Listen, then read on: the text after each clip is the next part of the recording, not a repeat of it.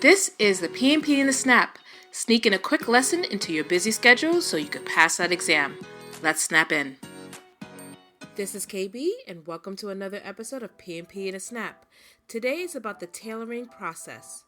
Remember that tailoring is a deliberate adaptation of project management approach, governance, and processes to make them more suitable for the given environment and the work at hand.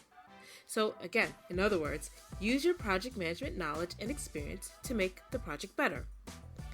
Tailoring typically begins by selecting a development and delivery approach, tailoring it for the organization, and then tailoring for the project, and then implementing its ongoing improvement.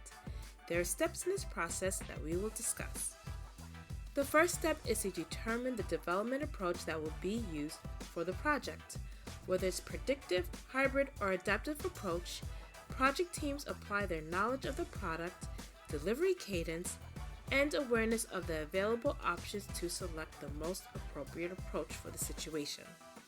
The teams usually use the suitability filter tool to help them decide. A suitability filter is an informational tool that combines its assessment with other data and decision-making activities, so the tailored approach is appropriate for each project. By evaluating criteria based on culture, project team, and project factors, a suitability filter generates a diagnostic visual that can be helpful in discussing and deciding on the initial approach. The next step is to tailor the project for the organization. While project teams may own and improve their processes, organizations often require some level of approval and oversight. The organization may have a project methodology, general management approach, or general development approach that is used as a starting point for their projects. This helps the organization support things as repeatable processes, consistent measurements of the organization's project capabilities, and continuous improvement of those capabilities. Tailoring for those organizations involves adding, removing, reconfiguring elements of the approach to make it more suitable for the individual organization. Next step is tailoring for the project. Products, deliverables, project teams, and culture can influence the project. Hence, you will need to take these into account when looking at your project. The project team should ask questions about each attribute to help them guide in the tailoring process. Answers to these questions can help identify the need to tailor processes, delivery approaches, life cycles, tools, methods, and artifacts.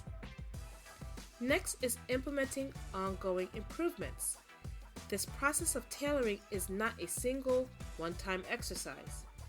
During progressive elaboration, issues with how the project team is working, how the product or delivery is evolving, and other learnings will indicate whether further tailoring could bring improvements. Review projects, phase gates, and retrospectives all provide opportunities to inspect and adapt the process, development approach, and delivery frequency as necessary. Keeping the project team engaged with improving its process can foster pride of ownership and demonstrate a commitment to implementing ongoing improvements in quality. Engaging the project team to find and implement improvements also demonstrates trust in their skills and suggestions along with empowerment. Also, how organizations tailor can be tailored in itself. They use elements of selecting an initial approach, tailoring for the organization, tailoring for the project, and implementing ongoing improvements to make the project process better. That is your PMP in a snap. We'll talk again next week.